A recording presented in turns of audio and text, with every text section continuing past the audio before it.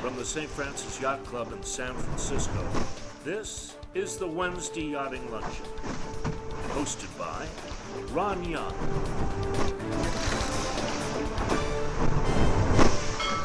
Welcome to the Wednesday Yachting Luncheon, live from the virtual grill room of the St. Francis Yacht Club. We hope that you and yours are sheltering in place in a comfortable environment, and we look forward to greeting you back in the yacht club just as soon as conditions permit. Well, as you can tell from this video, the response to Remembering Blackaller was so great that we now are introducing Remembering Blackaller Part 2 with a whole rogues gallery of additional speakers. And to kick us off, our Commodore, Pete Gilmore. Pete, welcome to the Wednesday Yachting Luncheon and Remembering Blackaller Part 2. Ron, thank you for the introduction. It's an honor to be here. So Tom Blackaller was a favorite son of the St. Francis Yacht Club, which he joined in 1957. He was a two-time Star Class World Champion in 1974, 1980, and an internationally recognized sailor. More importantly, he led and inspired a generation of great sailors, many of whom will be on this call today. He and they kicked off a renaissance of racing from our club, including 6-meter campaigns that took St. Francis Yacht Club sailors to the corners of America, New York, Seattle, Long Beach. Their innovative bulb keel has been adopted by virtually every racing monohull since. Unfortunately for all of us, Tom died unexpectedly of a heart attack in 1989. He died like he lived his life, in a race car at Sears Point at the young age of 49, survived by his 2 daughters, Lisa and Brooke. On behalf of myself and the leadership of our club, we welcome this heartfelt remembrance of Tom and all that he gave to the St. Francis Yacht Club. Thank you. Lisa, the dear Lisa Blackaller, funny to have gathered so many people in memory of your dad. You got the floor. She's the only one that still looks young. Oh, this is crazy. It's just like a flood of memories. My husband, Teddy. I just want everyone to meet him. And hopefully I can get my kids, our kids, young adults on the call next week. But I just wanted him to see all your faces. And I am going to share my little bit at the end, but I just wanted to say how great this is. And I know, Dad had all these facets and you all had your individual experience, big experience with him. And it's very emotional to see people from Newport in 83 to Zan, from the pro sail. And so anyway, I'm super excited to be here and hear what people have to say. The buoy's out there on the bay. It looks awesome. Thank you, Bruce and Ron. And so I'm just really psyched to be here. I have a little Alarian in Amagansett, New York that I sail, 28-foot day sailor. Nothing like any of you guys, but it's fun for me to be on the water. So I look forward to hearing from everybody. And I guess first we're going to hear from Bruce. Thank you. Well, as many racers on the bay know, our eyes are getting a little older and it's harder to see marks. And Blackaller Buoy, YRA 16, is the most prominent windward mark we go to. Always hard to find in the recent generation of it. The mark that we just put out is the 3rd, I believe. But initially, YRA 16 was replaced and renamed the Blackaller Buoy. And then some years ago, it was replaced. And the buoy that was there has been sinking, essentially, with growth and heavy anchor chain needed to keep it in its place. And I've been wondering, why don't we get a better buoy? And certainly this one does not honor the memory of Tom Blackaller. So a call to YRA found that it was up to us, really, if we wanted to put the money in and to fix it up. And turned out there was money in the Blackaller Buoy Fund. Found the biggest one we could get that would be reasonable and put in the order. And it finally arrived, and Scott marshaled the Corps of Engineers boat to come out and put it in place for us. But I had the idea of a Wednesday yachting lunch because so many people know and love Tom. And I called Ron and said, Ron, why don't we put a show together? So we had the christening of the buoy some weeks ago, and that led up to this show. So I'm very happy to play a small part in that. Well, I have all the great admiration for Tom. We were kind of the same age. He used to work for Ted Schoonmaker, who was right across the shop from my shop. He had a little bigger shop, but Ted was Commodore St. Frantic. He was a great supporter of Tom's. We raced against each other and he naturally beat us, but we had a great time doing it. And I can remember one night at St. Francis in the old clubhouse before the fire, and Tom came up to me and he said, "Why don't you be a pro?" And I said, "Well, I have a business to run and it's doing just fine. And I don't want the pressure of having to sail for a living." But Tom did very, very well with it. And he took so many people and showed them how to do it, trained them, knew how to get good people. And just the list of people Ron's put together here is damn impressive. And I'm very proud to be a part of it. My story is that in 1980, I had a brand new 12-meter clipper in the cup, and we had a problem. Courageous was our trial horse. Turner was the defending champ, and they were faster, and something was wrong in our trials. We could see it. Clipper wasn't hitting her stride. So in June, I invited Tom to be our tactician. Well, right away, he figured out the problem was the rudder. Once we replaced it, Clipper became faster. You know, Tom and I had two things in common. First, we shared the same birthday, and we were both intensely competitive, which I think this next story illustrates. So during practice one day, we raced Courageous for a case of beer, but during a port starboard, I got things a little too close and we took out Courageous's backstay. Turner was cursing a blue streak. Their mast got kinked, and since Turner had already broken his spare mast, he wanted ours. And I was gonna say yes, but Tom said, "This is a war. You can't loan Turner our flipping spare mast." So against Tom's advice, I actually gave it to Ted. And in the end, we outlasted Turner, and Tom and I were sharing the helm at that point. But Dennis went on to successfully defend the cup, with some of you rock stars here on the call. Now, oddly, Tom and I never raced against each other in boats. But in 1981, he showed up to race Formula Ford cars at Lime Rock in Connecticut. During the race, Tom spun right in front of me, and we locked eyes for a moment as he just careened off the track at about 90 miles an hour. We joked about that. And then in 1982, we both did the 24 Hours Daytona, Tom in a souped up Mazda and me in a Porsche. And all day and night, we switched leads. And in the end, we beat him in this war of attrition, and he was really gracious in defeat. Years later, when my team and I won a race in the Ultimate 30 Pro Series, which Ron, you know very well, Tom was one of the first to call me. And when he won on the Formula 40 circuit, I did the same. Tom, to me, he was just a fun, colorful, fierce, unstoppable competitor. And he was also really a true gentleman at heart, too.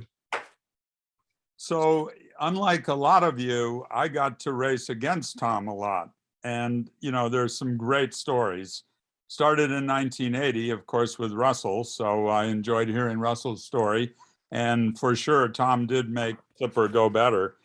Then I raced him in 83, and he, you know, was a tough competitor all the time. Probably of all the guys I've sailed against, he probably had the most natural ability of any guy I sailed against. He could steer a boat as well as anybody. And then in 87, of course, with the rudder forward and the rudder back boat, you know, I don't think that boat ever was really able to hit its stride, but boy, were they fast at times. And I know that had a lot to do with Tom's steering. But I remember there were a couple of times he beat us to the Windward Mark in the trials, in the final trials. And Tom, in classic form, would always wave goodbye to us. He would turn around, go around the Windward Mark ahead of us and wave goodbye and go, "Hey, see you, Dennis, see you, Tom." And it was always so funny. And I'll never forget the press conference when Dennis was all revved up to get under the skin of the Kiwi Magic guys. And he said, "Why would you ever have a plastic boat, a plastic 12 meter, unless you wanted to cheat?" And Tom immediately said, "Whoops, I wouldn't have said that." And Dennis looked at him quickly and said, "You didn't say it." And then Tom just, burst into laughter. The only other really great time I had against Tom is we were both sailing Peterson 43s in an SORC, and I kept playing around with our running lights, and he got really angry and started yelling over at us. And he said, "Dreyfus is going to shoot you guys if you don't stop turning your running lights off." So I go, "Yeah, sure, Tom, whatever." They were right next to us. All of a sudden, I see this guy come out of the hatch, running out of the hatch with his hand up in the air. And then I hear these shots go off with a real gun. From that moment on, I didn't mess with the running lights. I love Tom, and I remember exactly where I was when I heard about Tom's heart attack and how he'd pulled his car off the track. And, it's just a stunning day for us all. So I miss him every day. Only last story is that, and it made me laugh so hard, is Jim Pugh had he and Lowell North staying with him at one point. It was a time when Lowell had maybe gotten kicked out of the house or whatever. And Jim had gone to bed, and he heard Lowell up rattling around in the house, and all of a sudden heard a glass break. And then, he kind of wondered what was going on, assumed it got cleaned up. And then about 20 minutes later, he hears Tom yelling, "Who left the broken glass on the bathroom floor?" And he had walked in there to, do whatever, and had stepped on all the glass that Lowell had never swept up and just left there. So, lots of fun stories about Tom Blackaller, but those were mine. What a distinguished panel here to be looking at. It looks like my Christmas card list. In Fremantle, back in late 86, early 87, we at ESPN, and Lisa will remember this, we had come up with a way to have an onboard camera and a microphone aboard the race boats. And Jeff Mason, our executive producer, longtime member of the New York Yacht Club, past America's Cup Poundman in 1962, says, "Okay, Jobson, we got this technology going. You got to go sell it to the teams." So I had to go sell it to the USA group and to the Stars and Stripes group.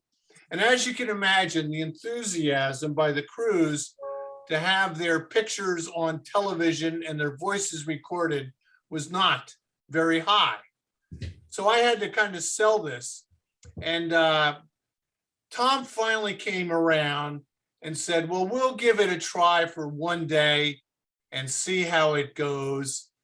And it actually went pretty well. A, the system worked, and B, the crew started hearing from their friends back home, present girlfriends, old girlfriends, significant others. And USA decided, well, we could do this another day. And over in Stars and Stripes, when I went to meet them, Dennis said, "Okay, we're a democratic group here. Let's have a vote." And the entire crew on Stars and Stripes voted no. They didn't want to have the camera. And the only thing that could come out of my voice was, "Well, I guess you're the swing vote, Dennis." And Dennis said, "Okay, since Blackaller did it, we'll try it for one day too." And the Stars and Stripes crew quickly figured out, hey, wait a minute, this is pretty good here. So I give Tom Blackaller credit for opening the door and giving it a one-day try. And because of that, Dennis gave it a one-day try. And both of them agreed to have the onboard cameras. And as the saying says, the rest is history. So I've always been grateful for Tom for that. One of my favorite stories is when we first moved to San Francisco, and this is ancient history, but in the late 60s, we had a starboat that we had at the club, and we'd go out and practice with Tom and Don Trask and all the local guys. And of course, we're from Ohio, so we weren't very fast. Tom came in the boatyard one day and was looking at us and came over and looked at the boat and said, "Douglas, you are all," well, I'll use the word.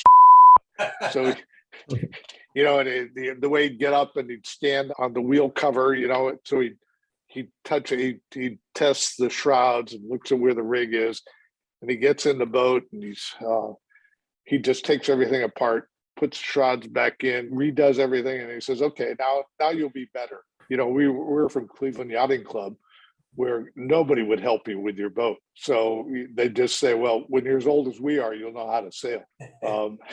So Tom works on a boat and says, now you'll be okay.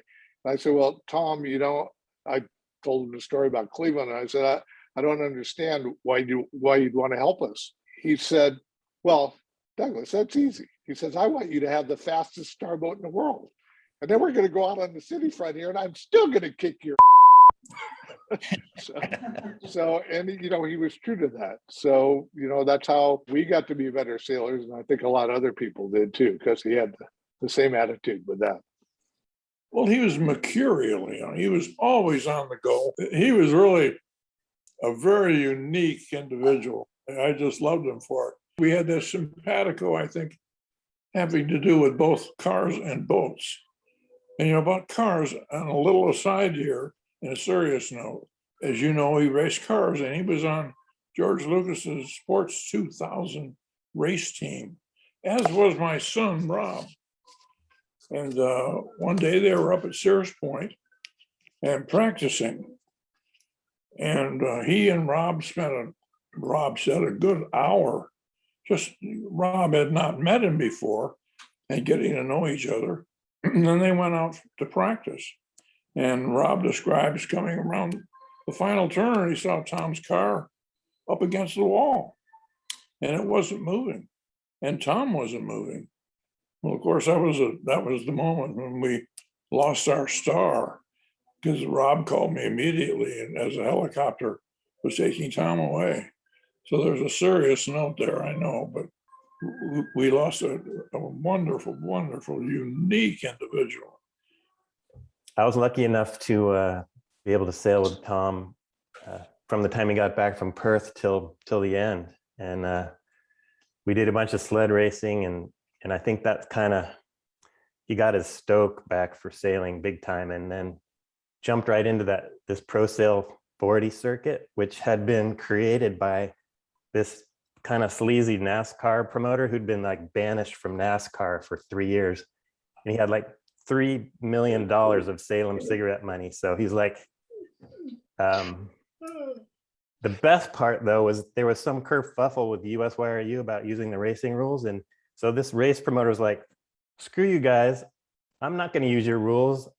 I'm going to make my own rules. And the rules are, there are no rules.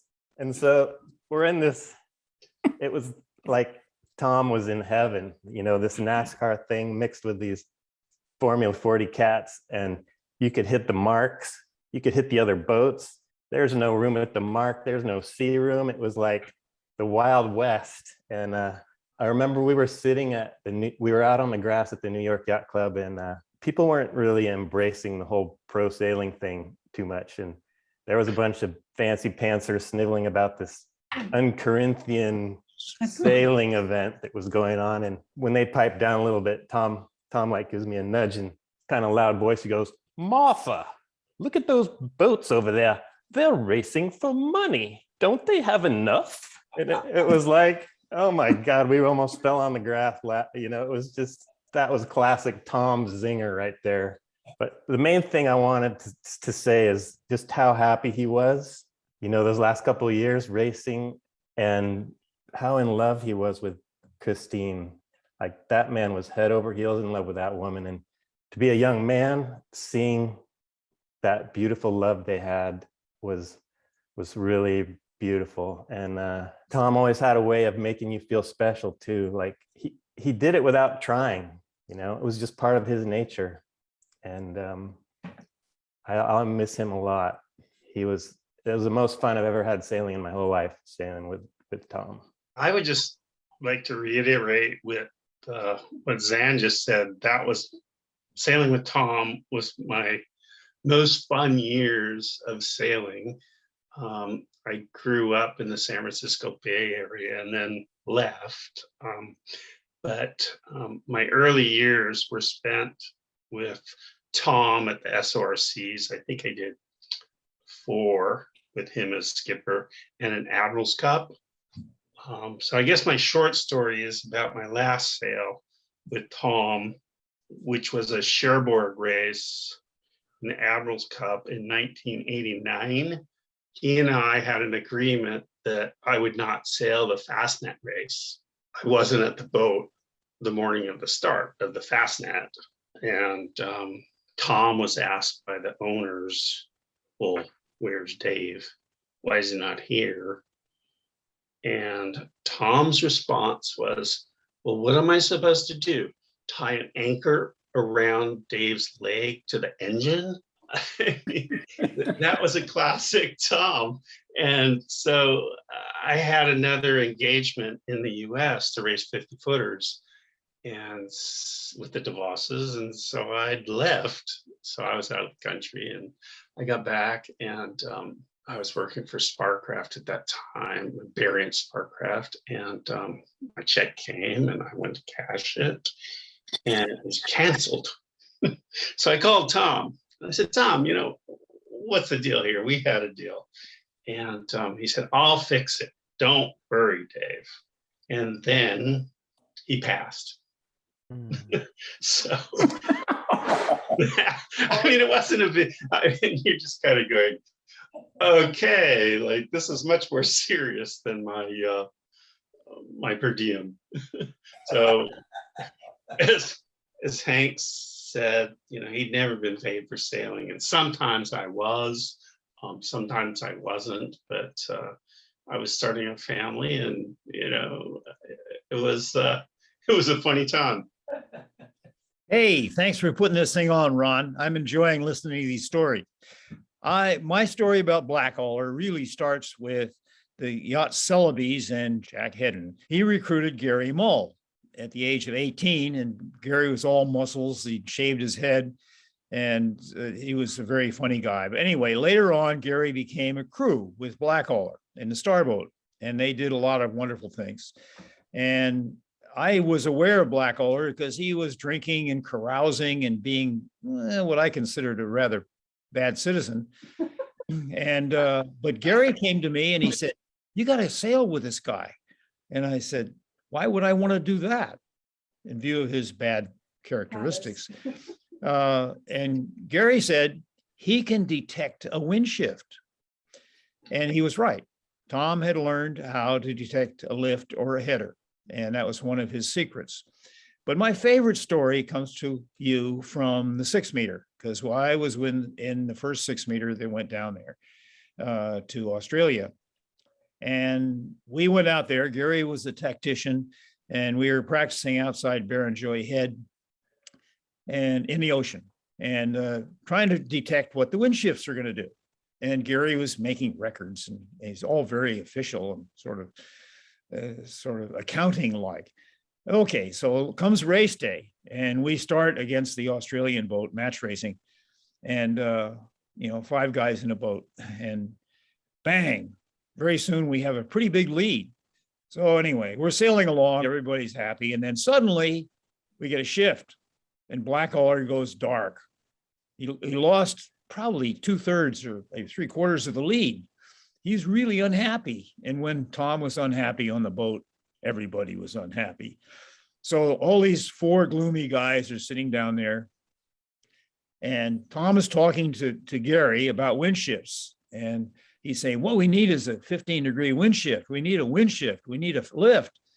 And Gary goes, you know, Tom, we don't get lifts out here this time of day. We get headers. Yeah, I know, but what we need is a lift. More silence. And a few minutes later, Tom says, guys, you're not going to believe this. And then he says, we just got that lift. We're back on top.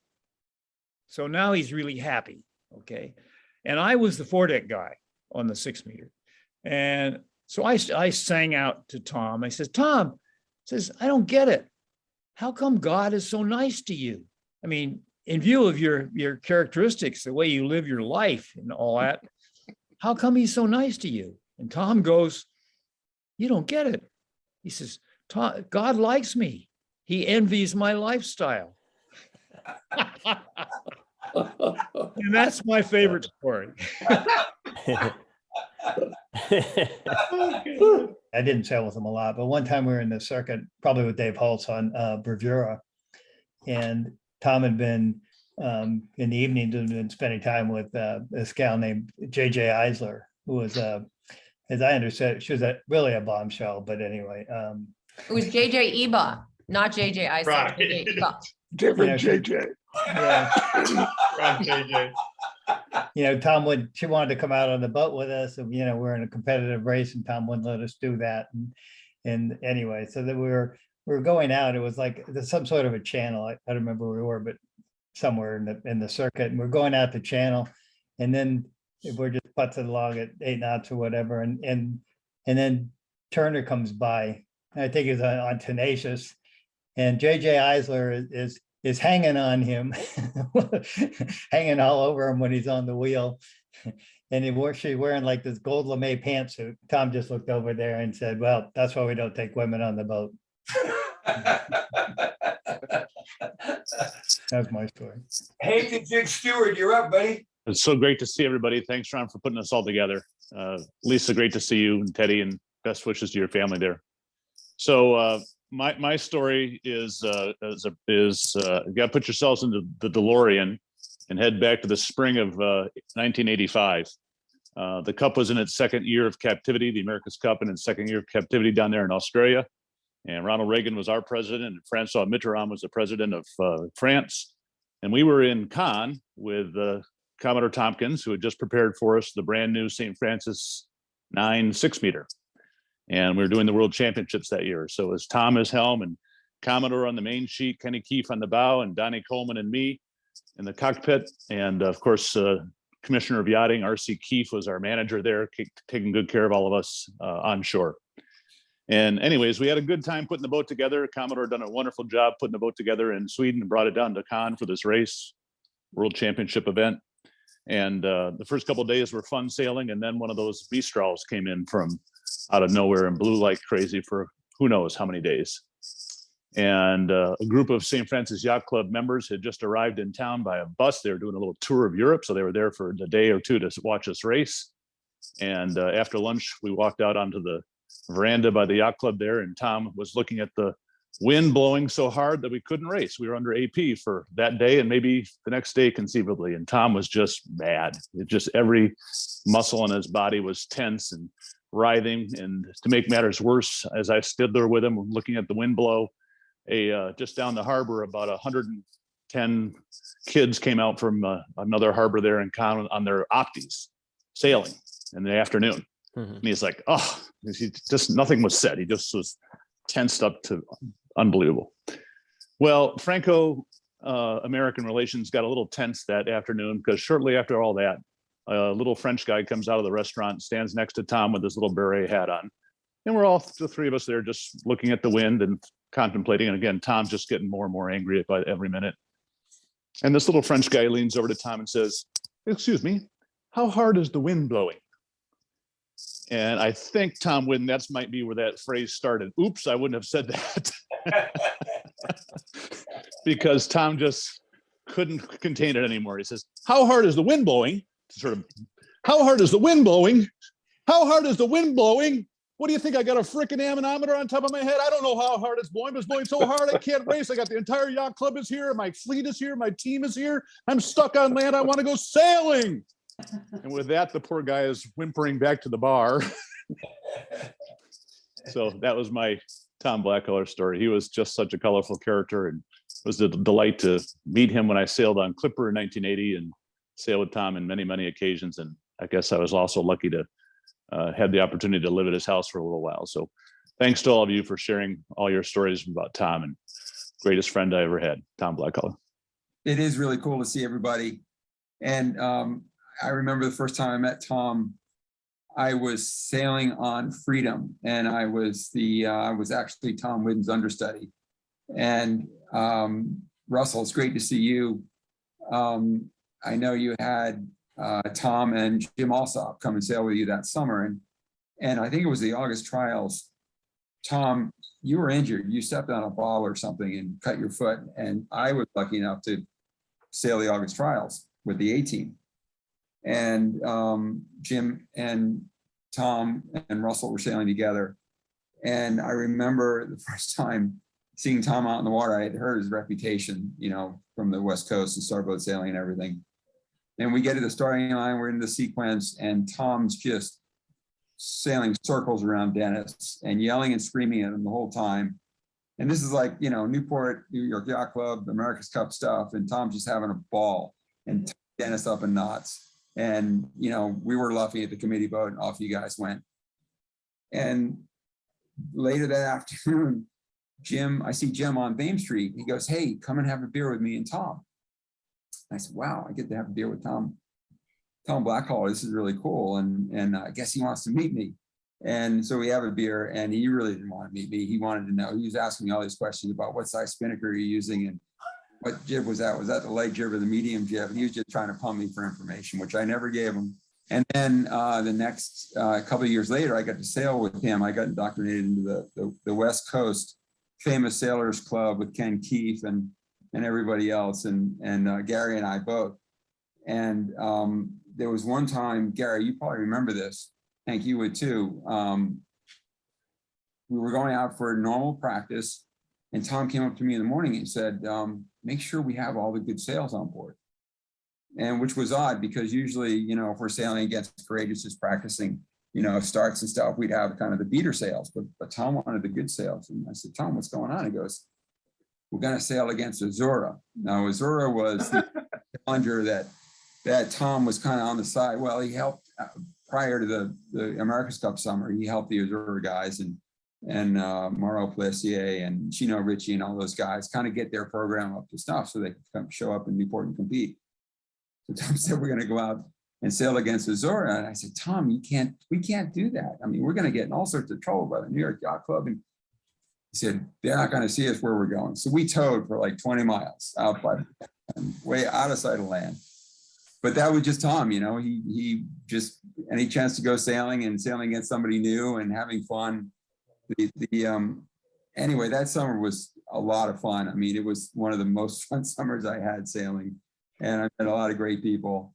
And you know, look at all you guys, you know, we're all doing it together. He had a huge effect on all of us, very positive effect, and I will never forget him. I remember there was a Tom Blackaller credit card, affinity card with his picture on it and his name on it, and it was advertised in Sailing World and Sailing Magazine. I mean, that's the reach he had in the sailing world, and I don't know much about the motorsport stuff, but I know he cast his net really wide, and he was a special guy, and it's really cool that we're all here. So thanks for organizing it, Ron. I met or knew of Tom for years because I'm from Chicago, and obviously Tom raced starboats. And so I was race committee in this 1975 Star World. And I remember he wrote on his transom with magic marker, "Big Wind from Winnetka," which was a song from the 40s. But then the first time I actually walked up to him, we were at Southern Yacht Club, and it was before the races. And he always kind of sold things like starboats or whatever. So it was a picture in the Starlights, which is our little newsletter. And it was him giving someone some grief at a weather mark, and he's got him on starboard, and he's looking under the boom or through the window, shouting at him. So I walked up to him and I said, "Gee, Mr. Blackaller, I've always been a fan. Would you sign this for me?" And he said, "Oh, sure." And I had a pen. So he wrote on it, "You." So I'm like, "Oh, okay, that goes."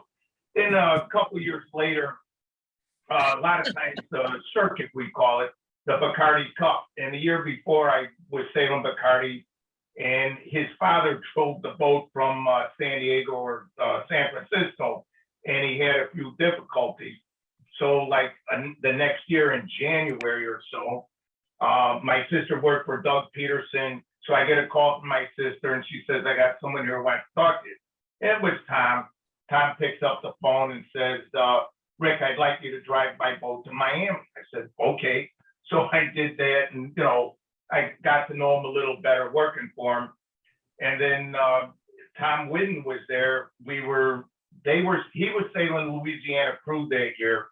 And so we're sitting there at Coral Reef Yacht Club, and this guy says, "Let's go out and watch the star races." I wasn't sailing.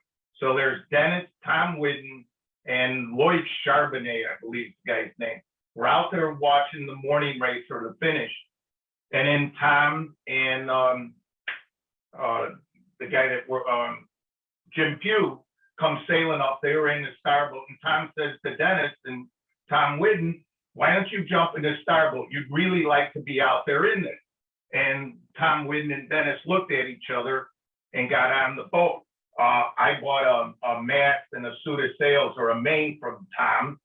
And so we're sitting there, and all the boats went to wherever. And so the next winter, December, we're at Coral Reef Yacht Club at a cocktail party, and this guy from England, unnamed, comes up and so Tom says, "Come over and talk to this guy."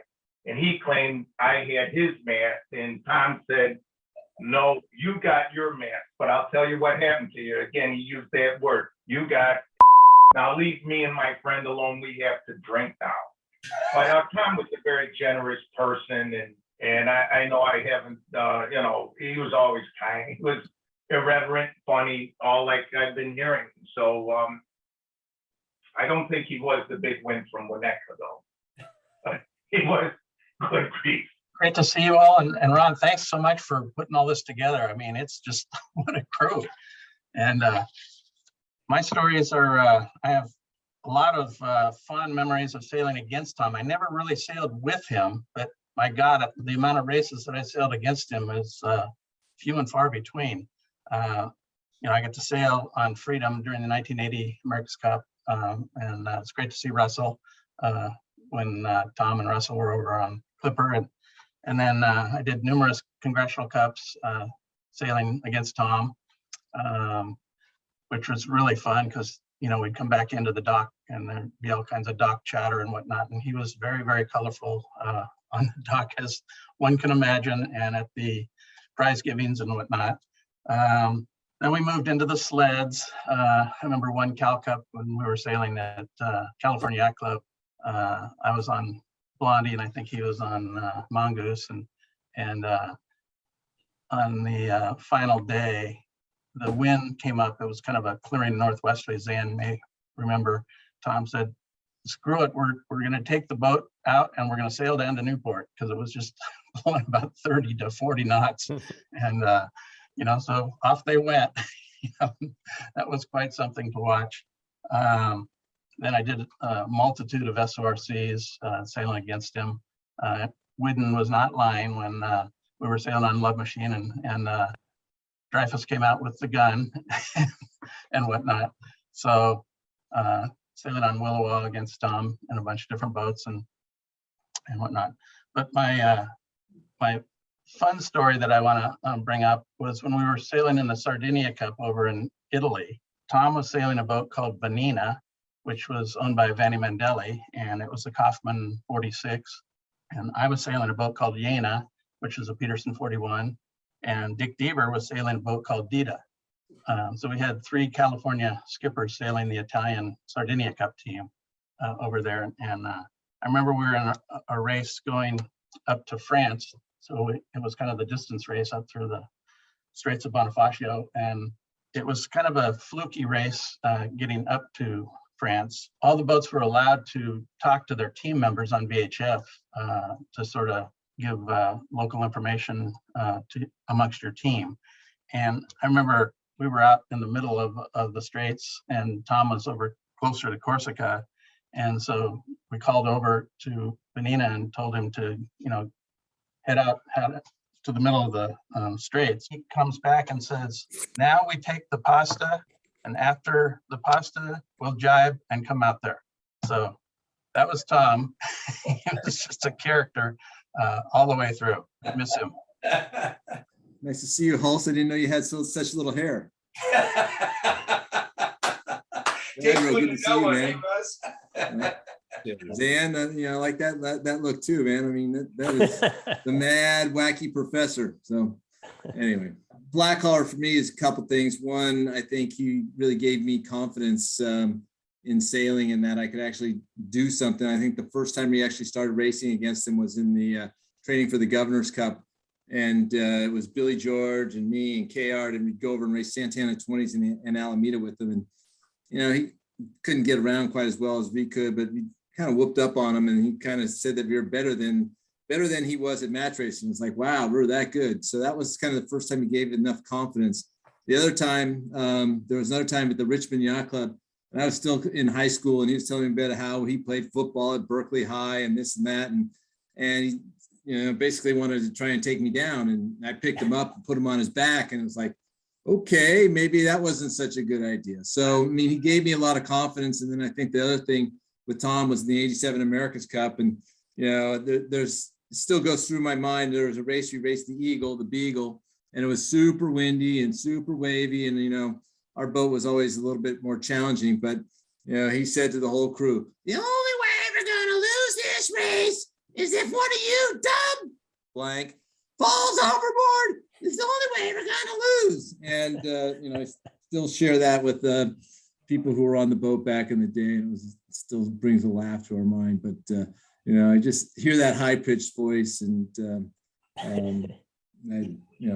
now I'm here in Sausalito, and I kind of think of his apartment that he had up there by the 101 and think of him often when I go by there. So he was a great person and really inspired a lot of us younger guys to, I'll say, be great. So I was just getting started doing sailing videos, and I convinced Ron that I should become the team videographer for USA. And that gave me access to the team and the boat, and that was really the beginning. And what I felt working with Tom there was, here's somebody who loves to talk. And I just melted for all it was worth, because he would always give me quotes that were wonderful and became an integral part of everything I was producing for the team. A few years later, I was working at the Big Boat Series, and he was on a sled. And he's talking at the after race event, saying about how he's tired of monohulls. You work upwind for 10 minutes and you gained 8 feet. And how the catamarans were so much more fun. My story about Tom is, I'm out shooting the pro sail event on a chase boat. We radio over to Tom and we say, I want you to do a close flyby of the boat that I'm on. Tom says, sure, no problem. So Tom's coming at us. I'm leaning over the side of the boat, looking in the camera, and I'm seeing both sides of the bow. And I'm going, this does not look good. But it's a wonderful shot. The boat is just charging at me. I'm going, I'm going to stay here till the very last moment, at which point one of the guys that's on the boat pulls me back, and Tom's about that far away from the boat. If I hadn't come in, I would not be here. So he didn't save your life, but he almost killed you. Yes, he did. It was, I wouldn't say a life-changing experience, but I was definitely more cautious after that. Well, some great sailing stories. That's terrific. Actually, the only sailing I ever did with Tommy was on board Santana. And that was a trip too. But I remember one time walking out of the front door of the yacht club, and Tommy Blackaller was just coming in, and his hair was all disheveled, and he looked like he'd been in a fist fight, but he had actually been out practicing outside the gate for the America's Cup thing. And I said, hey, Tommy, you okay? He said, Eden, never underestimate the power of wind-driven water.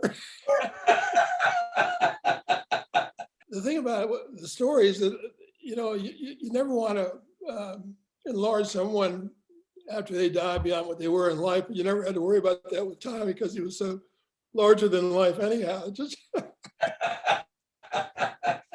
But somebody, I can't remember, one of the guys mentioned he had his relationship with Christine.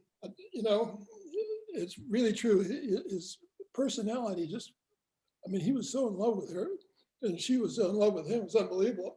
Beverly and I had rented a Rob Roy's house up in South Lake Tahoe. It was right on the water. And it was, we were for the skiing season. And Tommy and Christine came up and spent 3 or 4 days with us there. And I just couldn't believe how much those two loved each other. Actually, that's the last time that I saw him, was on that weekend. They loved him dearly.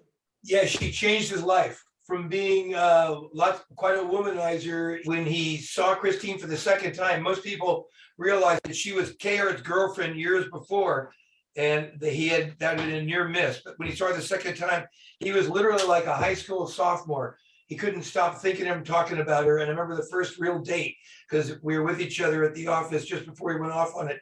And he was like a high school sophomore, all excited. And as we all know, he married her down in Australia. So a big deal. He wasn't a womanizer. He just was a beauty chauvinist. Beauty chauvinist, there we go. Thanks for having me. I'm enjoying all these stories. I was from a different yacht club and part of the younger generation and didn't really know Tom that well, but he was like a legend.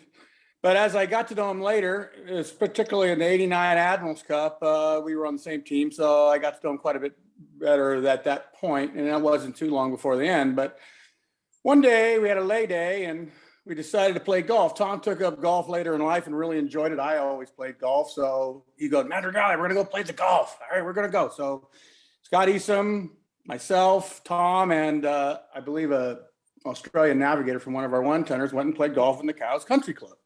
We rent the clubs, whatever we get out there. We're like on the third tee. We're being pretty loud, as we would be. And there's an adjacent green, and there's a group of golfers on that green, and they're kind of glaring at us because we're pretty noisy. And finally, one of the gentlemen on the green can't take it any longer, and he looks over and he says, courtesy on the golf course dictates quiet. This is for birdie. He's about to make his 8-foot putt.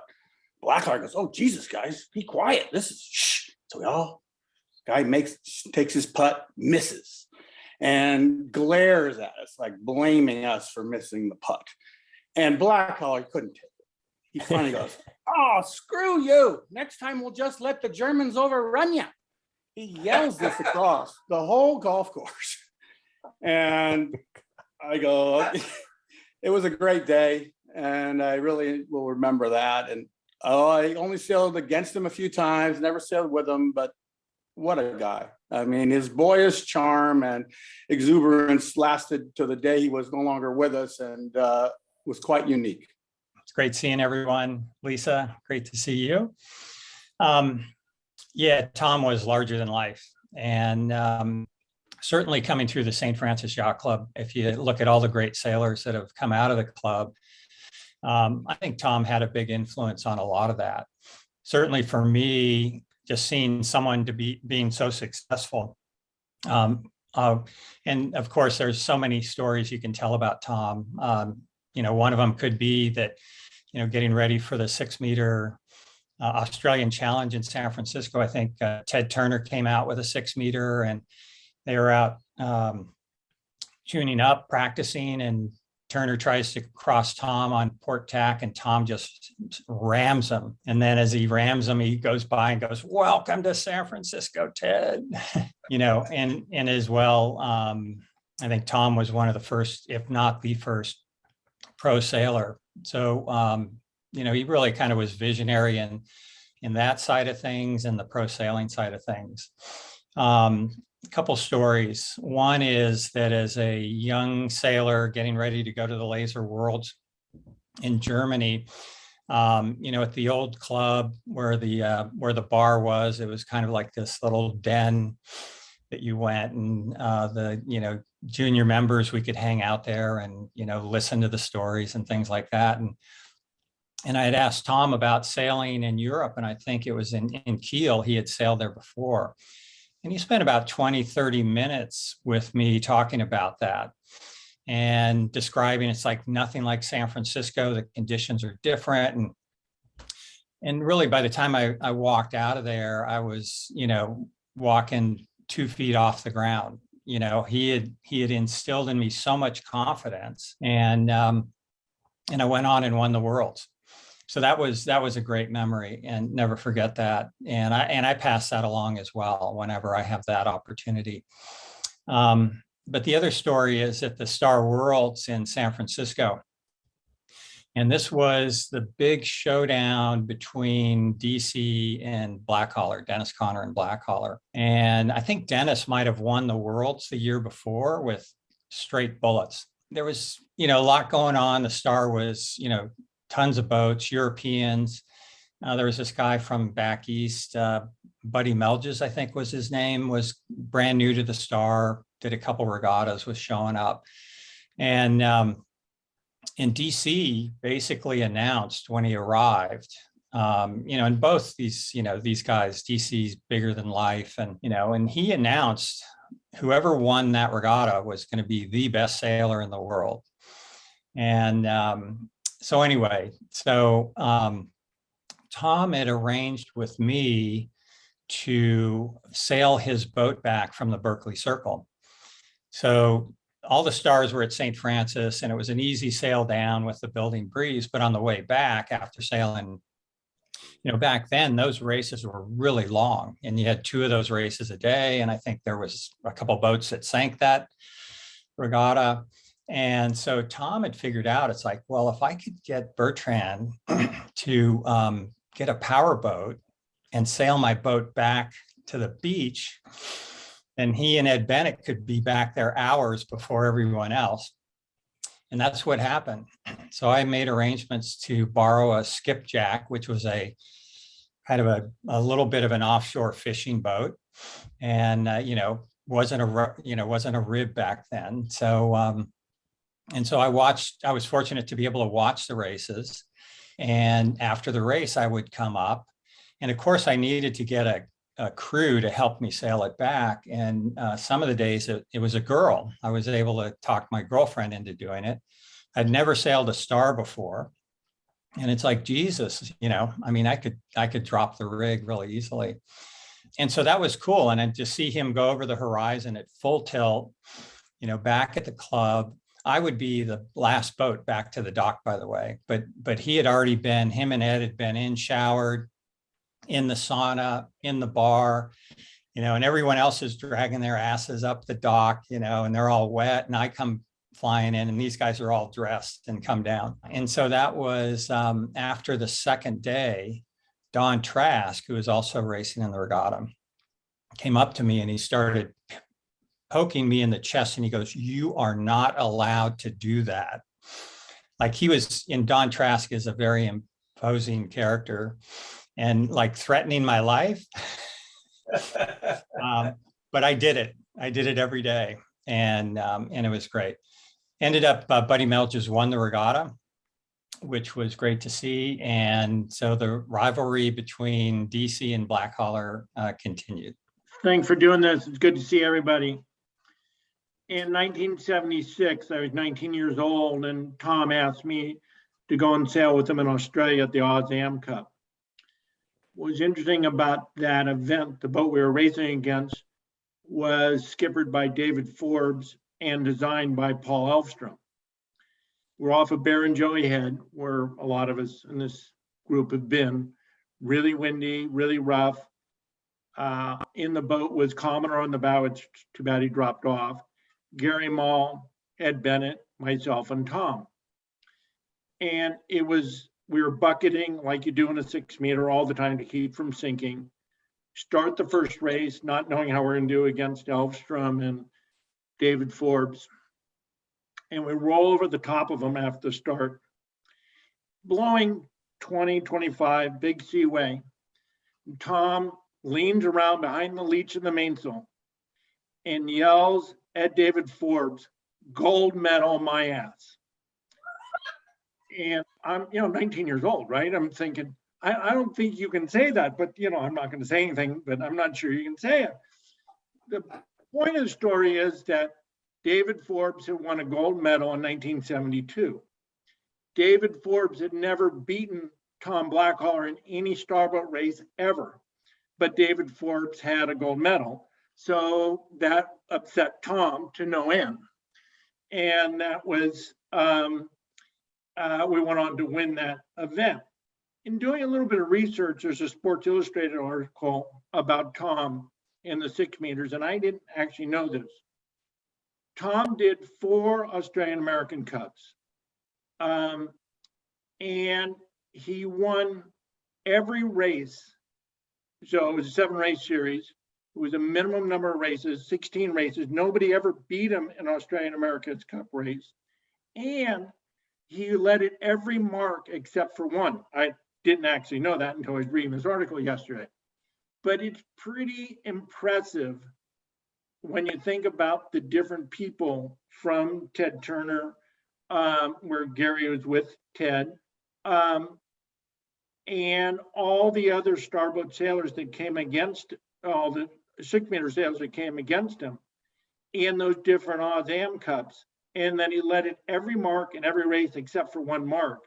I mean, that's a pretty incredible feat that actually I just didn't even know until the other day, and just shows you a little bit how impressive of a sailor Tom was, and how he was able to adapt to a lot of different boats very quickly.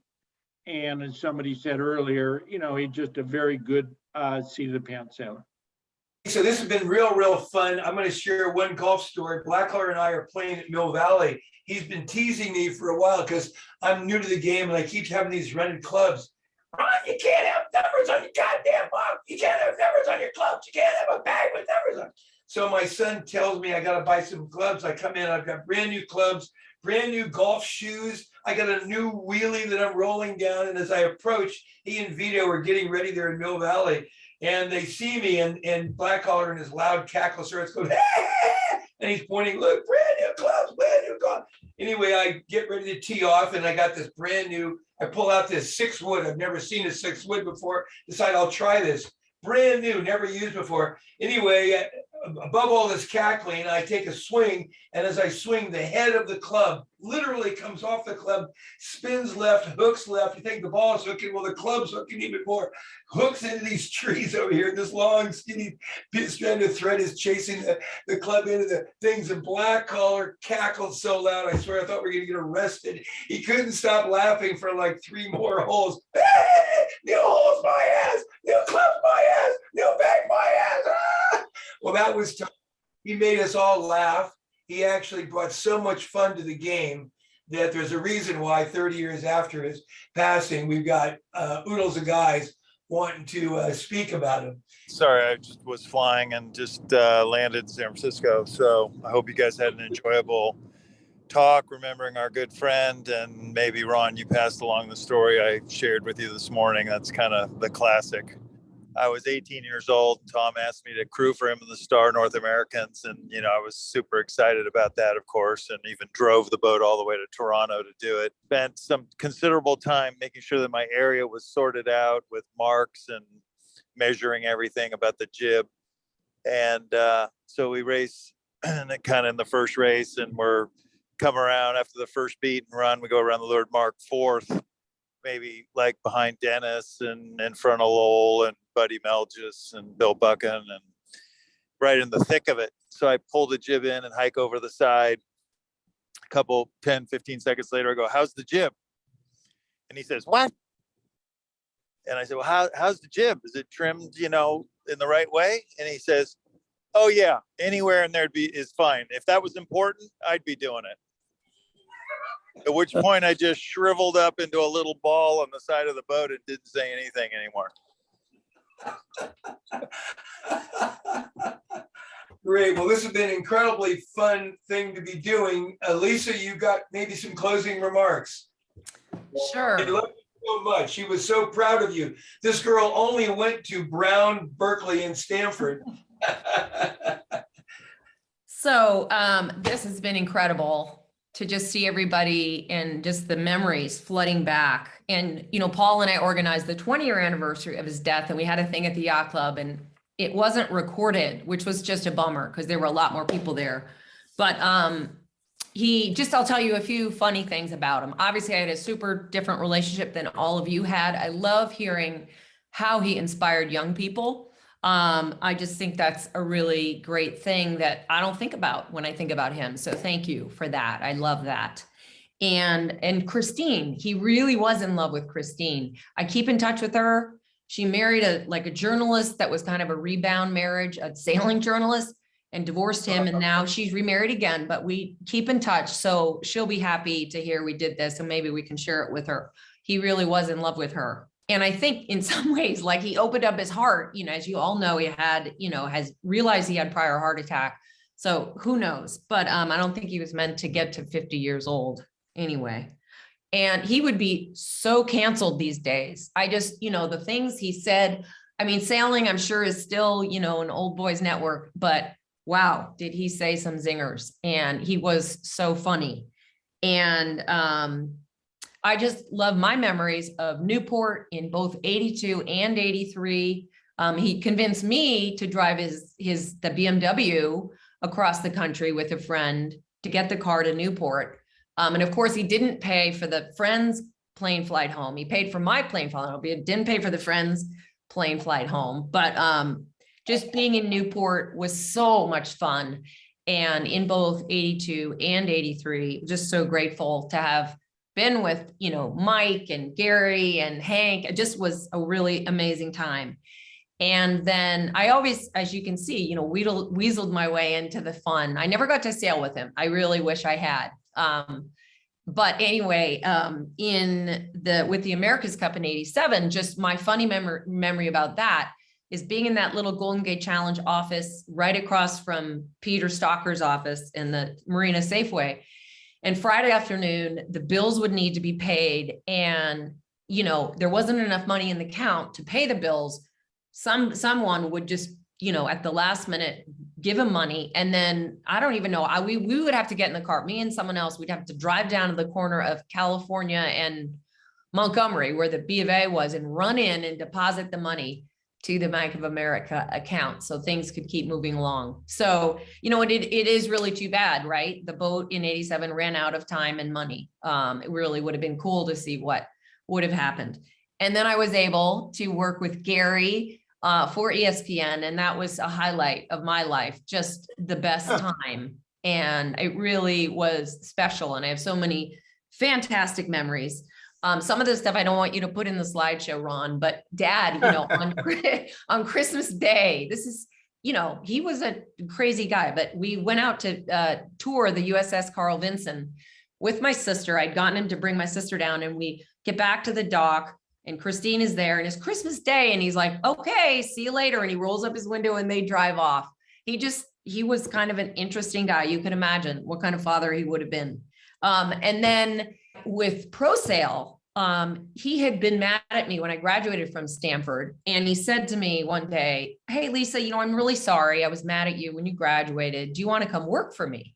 Because I was doing sports marketing. So I was able to work with you guys, those of you, Zan and others, on the Pro Sail, and got to travel with him. So I feel like I got that window into how much fun he was to be with, which was a really cool thing for me, because as you know, and we were working together. I was working on it when he died. I'm so grateful that 2 days before he died on a Thursday, he and I met down at the dock to put logos on, Duraflame logos on, and it was 7 a.m. I was a morning person. He was a morning person. And we just had this awesome, couple hours together. And it was that Thursday that he died. So I'm super grateful for that.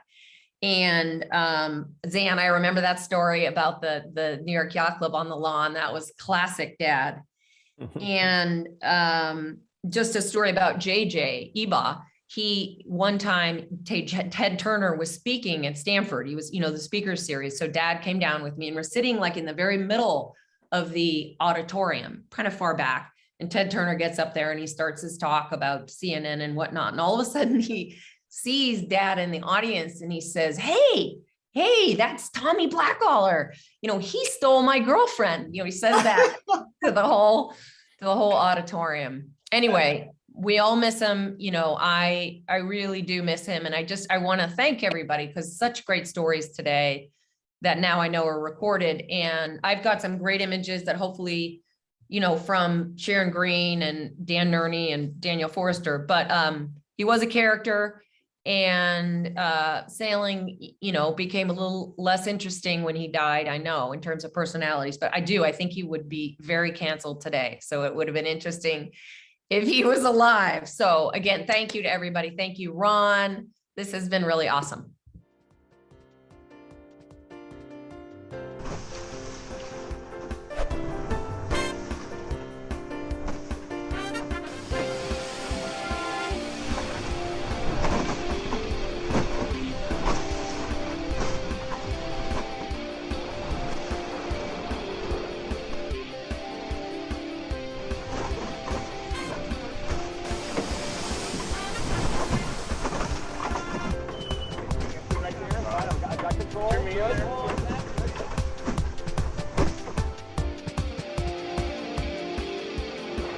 This has been a presentation of the Wednesday Yachting Luncheon.